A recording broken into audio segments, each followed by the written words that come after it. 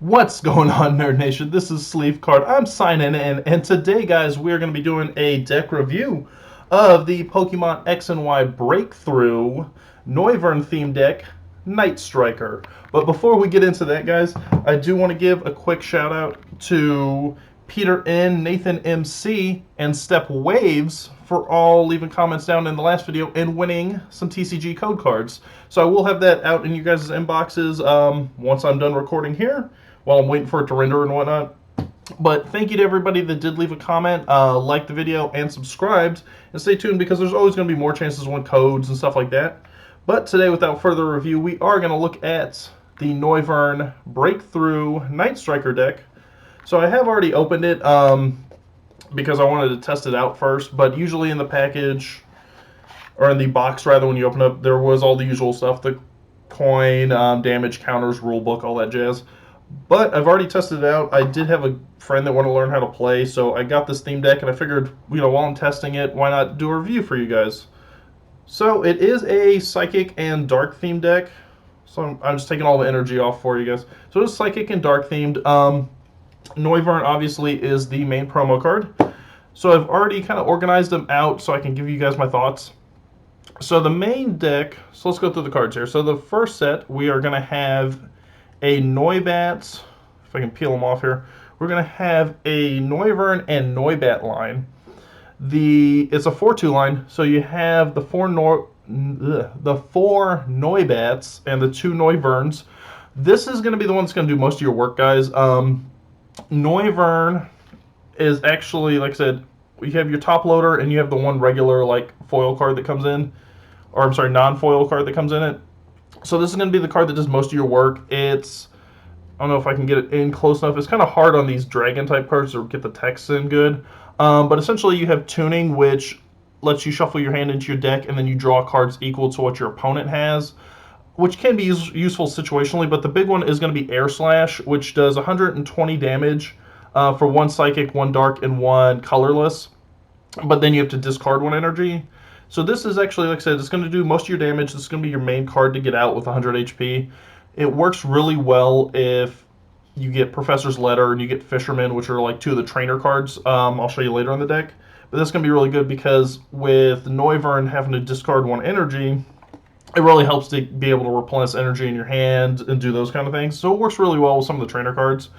The next set we're going to have is Ghastly Haunter Gengar. Now this is a 3-2-1 line. So you're going to have the 3 Ghastly, and the 3 Ghastly and the 2 Haunter, they're both very gimmicky, like they're very luck-based. So with Ghastly, you can flip a coin to make their active Pokemon asleep and poisoned. And with Haunter, you can poison, but the main thing with Haunter is going to be its ability Gothic Fear, which is when you go to play it to evolve, you can leave both active Pokemon confused. So that's not too bad. It's very luck-based, running Gengar and the Haunter.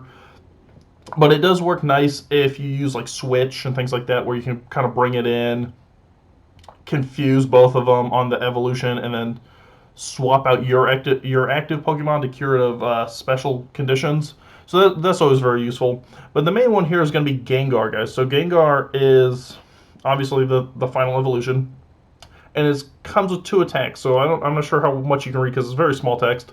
But the 2 attacks, so one is Sinister Fog. It costs 1 Psychic Energy, and it's going to leave your opponent's active Pokemon poisoned, as well as put a damage counter on each of your opponent's bench Pokemon. So it's very nice because if they have a full bench, it's a nice way to get like kind of chip damage, or like what I call like blanket damage, which is where you kind of think about if you cover the whole field.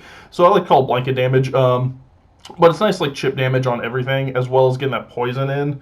And then the other one, which is going to be your real focus here, is the second move, Creepshow, which uses a Psychic Energy as well as a Colorless. And what that does is if it has 3 or more damage counters on it on your opponent's active Pokemon, the Pokemon's knocked out, which is very nice, especially as like an EX or a Mega EX kind of counter takedown move. Just because if you think about it, you could have a Pokemon come out with 200 plus HP, and you've done a little bit of chip damage, or that kind of thing from another Pokemon, and then you swing in Gengar and just knock it out in one hit and not have to worry about trying to take down this big tank, especially from a theme deck point of view where you're not going to have a lot of like heavy hitters or high-end quality cards. So the next set, guys, we're going to look at is Zorua and Zoroark. So this is a 2-1 line. Zorua is not too much to speak it to. It has Moonlight Madness, which is its top move, which lets you confuse an active Pokemon, which can be useful situationally, but Haunter pretty much outclasses it on that. And the second one is Dark Edge, which is 30 damage, but then you have to discard. So I'm not a big fan of Zorua, but Zoroark is actually really useful. Zoroark is probably going to do, if you think about it like this, Noivern is going to do a lot of damage. Gengar is going to be sort of like your one-in KO, like the big Pokemon, and then probably pull out. Zoroark, however, is going to be probably your second most useful as far as damage-wise behind Noivern for two reasons. One, it has the ability Stand-In, which basically lets you swap it in at the beginning of your turn. So if it's on your bench, you can swap it in and get it out for a nice attack right then and there. And the second one for two colorless is this move Mind Jack. So Mind Jack does 10 damage, but then it does an additional 30 for each Pokemon your opponent has on the bench. So that's really useful because if they have a full bench, you're talking 160 damage. So it really racks up pretty fast. So the one thing I can say I like about this deck so far is it does a lot of damage. As far as like speed-wise, you can get something out and you can get a lot of damage done.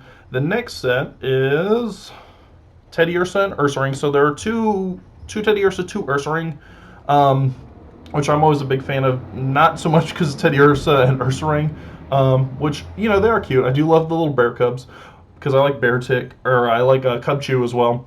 But more so because the more you guys get to know me or watch me play TCG, I hate having like these evolution pyramids, so to speak, where it's like 3, 2, 1. I like it in a line, like an evolutionary line. And the main reason for that is because, let's say, for Gengar, Haunter, and Ghastly, you have 3 Ghastly, 2 Haunter, and a Gengar. If you lose that one Gengar, well, then those Ghastly and Haunter really aren't going to live up to their full potential.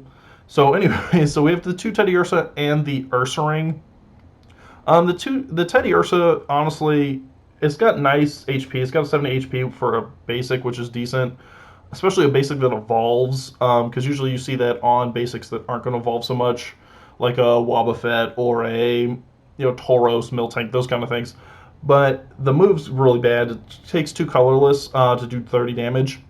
The main one here is going to be Ursaring. Ursaring is very slow to power up because I don't know how well you guys can see, but you have 3 colorless and 4 colorless. So it is very slow to power up. The 4 colorless move, I didn't find myself using that much. It does 80 damage, and then you flip 2 coins, and you have a chance to do an additional 40 damage for each head. So you can do up to 160, but it's it's very luck based, like you'll see in a lot of these decks, and you see in a lot of starter decks as well. However, the main one is going to be Drag Off, which is his top move. So Drag Off is a nice kind of like leverage change because it forces your opponent to swap Pokemon, but you get to pick the bench Pokemon. So if you're having some issues handling what their active Pokemon is, you can actually swap to bring out something new, and then the new item actually gets 50 damage. So it's a nice way to kind of swap and then get a head start on whatever their new active Pokemon is. So I like the Drag Off. It's very similar. If you guys have been checking out other like breakthrough cards, it's very similar to Breakthrough Staraptors. Was it like Cyclone Slash? Except it's a little less powerful and it's more expensive. The main trade-off is you don't have to evolve as much to get a Staraptor, so you don't have to evolve twice. But I think Staraptor's one does 70, and it's a 2, so or like a 2 colorless, so it is a little cheaper. The next one, and this is the one I actually found myself using the most, is Cresselia. So this deck does come with 1 Cresselia. I found it using the most because, for whatever reason, I played like 4 or 5 games with this. I ended up drawing it the most, and you don't have to evolve it. So I did find myself using this one the most. First off, its ability My Way lets it retreat. It has no retreat cost if there's a stadium in play. This, and the reason I say that is because there's no stadium cards in this, so you're really relying on your opponent to have stadium cards. Without that, or without improving, the you're not really going to use the ability whatsoever. However, the one I did like was Moonlight Gain. It costs three energy, which could be better, could be worse, but it does do 70 damage as well as heal. Was it heal 20? Yeah, it heals 20 from the card, so that's very nice. As it makes a nice stall Pokemon, like where you're healing and you're also dishing out at least quality damage. So the next one, because I want to try and speed this up for you guys, because I do have some thoughts on it. Next one I'm going to do, so we have 2 Misdreavus and 2 Inkay. I'm going to do these both together just because they're really just kind of fodder. So every like theme deck or a lot of, especially decks you buy prepackaged in the store, have a lot of kind of throwaway cards just to fill it out to 60. That's these 4. Inkay is not good whatsoever. Inkay, if you're making improvements on the deck, get rid of the 2 Inkay, like first thing off the bat. Misdreavus, the only thing to say about Misdreavus is that for its 1 attack is 1 psychic, and you're guaranteed 2 damage counters on your opponent's active Pokemon, which is nice if you're being walled out by like a resistance or a hard charm.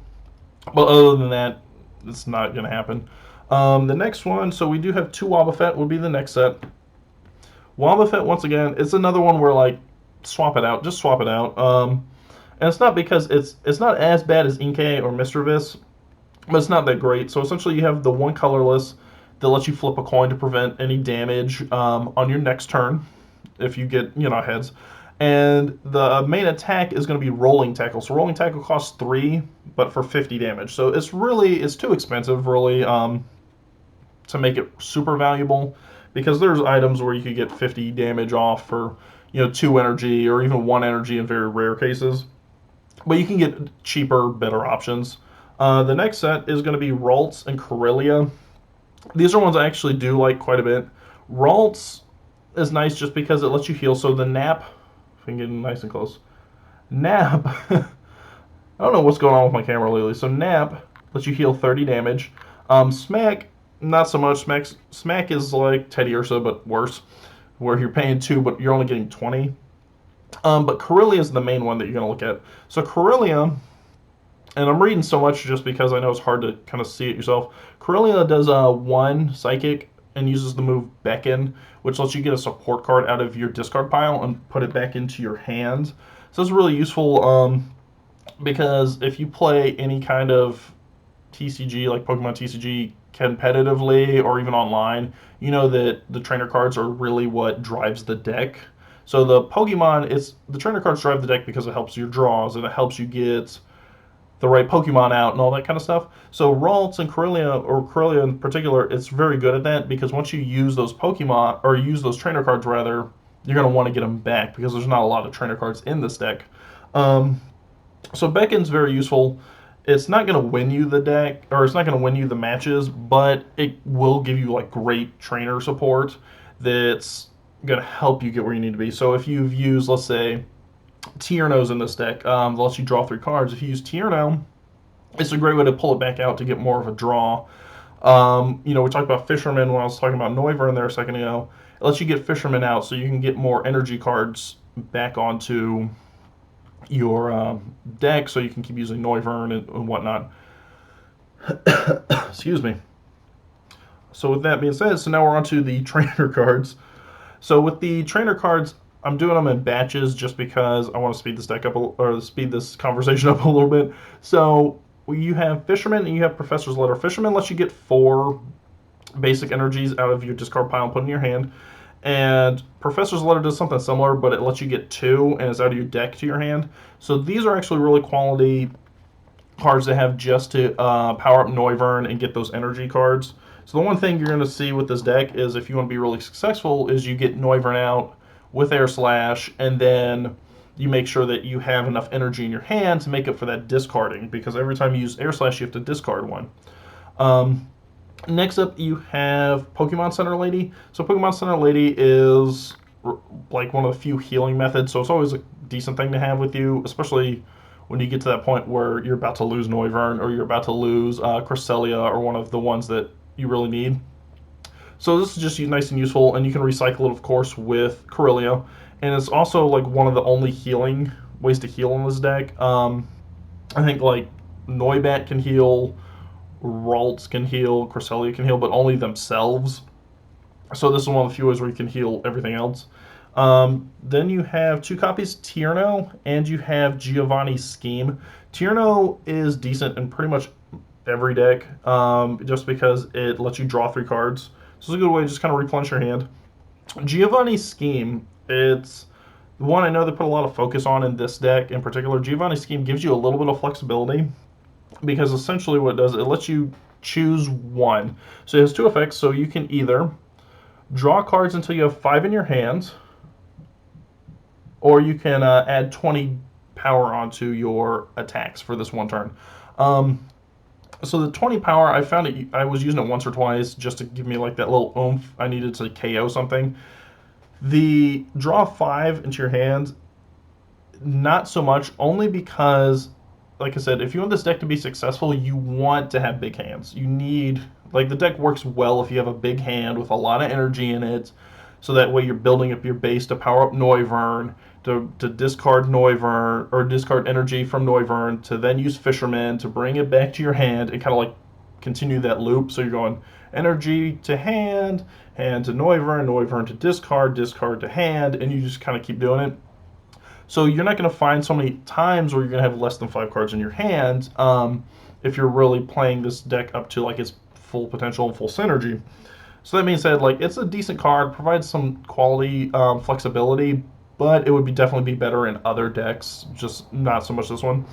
The other one's not so much to talk about. I mean, Switch is kind of a staple in most decks, especially starter decks. It just lets you grab momentum because you can swap out your active for something that'll give you better heads up. Fan Club, Skyla, Reserve Ticket, Wally. These cards are just going to help you get what you need faster. So it's going to let you get basic Pokemon to your hand, get any cards you want to the top of your deck, get trainer cards and support cards to your hand, that kind of stuff. So those are just going to really get what you need, take what you need rather, and give them to you. So that being said, guys, overall, I think it's a decent deck. I know this is running a little bit long, but I did want to share some improvements I thought you could do to it. So overall, I think it's a decent deck. I think it's above average for a starter deck. When I was using it, I really loved it. I think out of, like I said, out of the matches I played, I won all the matches, but I was playing against somebody who was just learning, so I'm not going to take like super big stock in it. Some of the things I would change if you want to improve it, because it's a quality thing. If you're starting out, grab the deck and then tweak the deck, tweak it, get cards here, get cards there, and just kind of build it up. So one of the things I would change is the Noibat. So the first thing I would do is get rid of the 4. Sorry, I'm trying to pick up the deck with one hand. I would get rid of the 4 Noibats here. And I know it sounds crazy. The reason I would do that is I would get rid of these 4 because you have 50 HP and 1 move. It's just 10 damage and you heal 10 damage for 1 colorless. And I would actually swap it out for the other Breakthrough Noibat. So this is Noibat 132 from Breakthrough. This is Noibat 131. I like this one a little bit better, and I'll show them side by side. I like this one a little bit better because, one, you have extra 10 HP, which is always nice, and then you also have this move here, Mysterious Beam. So Mysterious Beam lets you use a colorless, and you get to flip a coin, or it costs 1 color, so you flip a coin, and it gives you the option to discard energy off of your opponent's active Pokemon. So that's always a nice stall. So the first thing I would do is get rid of those 4 Noibats, and I would actually put in 3 of the 132 Breakthrough Noibats, and I would add an extra Noivern. Because like I said earlier, my big thing is the fastest way to improve these decks is to level out that evolution pyramid and just make it more of like columns. So that I like that change better. That's actually one of the changes I've made to the deck, and I feel like it plays a lot better. The next thing I would do is get rid of one of the Ghastlies to put in a Gengar, and that way you have a 2-2-2 line as opposed to a 3-2-1. So if you make those changes, it's really quick. They're actually, and they're all relatively like cheap cards. Like I don't have another Gengar to show you, but I mean it's the same Gengar. But the Noibat I think is going for like 12 cents online. Like it's really cheap. So you can make those changes right there for about $1.50. If you're just looking online real quick, you're looking at a place like TCG Play, or you're looking at like eBay, stuff like that.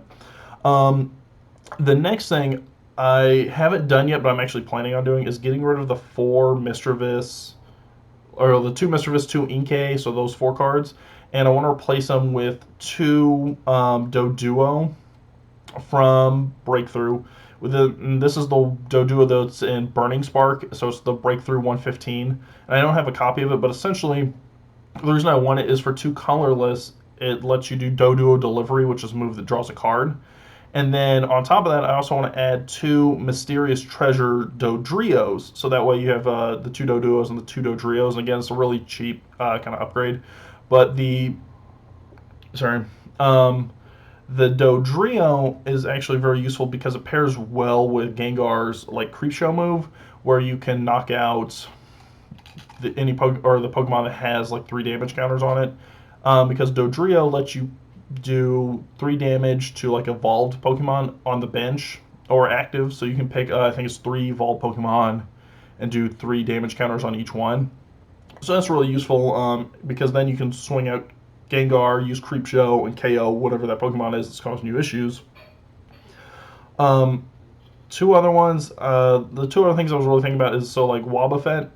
I'm going to get rid of the 2 Wobbuffet and replace it, one with a Trick Coin. So if you haven't seen Trick Coin, it's a really useful tool, especially in decks like this that deal with a lot of coin flips.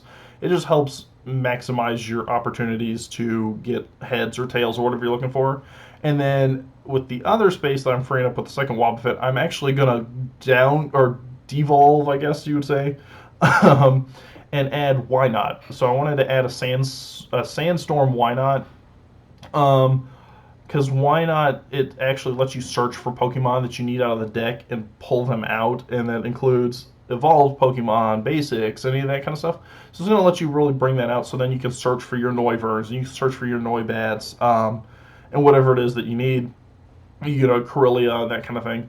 And then the last thing I was going to do, guys, is I'm looking at getting rid of the Zoruas, just so that way it's a 1-1 for Zorua and Zoroark, and then with that extra one, adding in a Gardevoir. So I have some place to go from Corillia. With the Gardevoir, I was looking at the Legendary Treasures Gardevoir in particular. For a couple reasons. One, all the attacks are really cheap on it. They only cost like 2 energy for each one. So all the attacks like super cheap, super cheap. And 2, it's very versatile. So I'll try and put up like a picture of the card right here, because it's hard to imagine what I'm talking about. But it's very versatile, so it lets you heal itself, inflict status, and then with its move, not only does it heal itself, but it heals itself by basically moving all the damage counters from itself to another Pokemon. So it heals itself while also inflicting damage on one of your opponent's Pokemon. So guys, I know this was kind of a long video because I want to touch a lot of topics on it, but overall, and I'm starting to get like really bad cotton mouth, but overall, guys, the Breakthrough Noivern Night Striker deck, I think it is above average. I'd probably give it like a 6 out of 10 if I had to go with it. I would check it out if you're looking for a decent quality like starter or theme deck to get you going. Definitely check it out. Definitely worth it. With that being said, guys, I'm gonna go on and I am gonna get out of here and drink some water before my throat flares up. If you like what you saw today, guys, go ahead and hit that thumbs up for me. If you want to change our relationship status to it's complicated, hit that subscribe button. I'm going to get out of here, you guys. This is Sleevecard signing out. Have yourselves a great day, and I will see you later.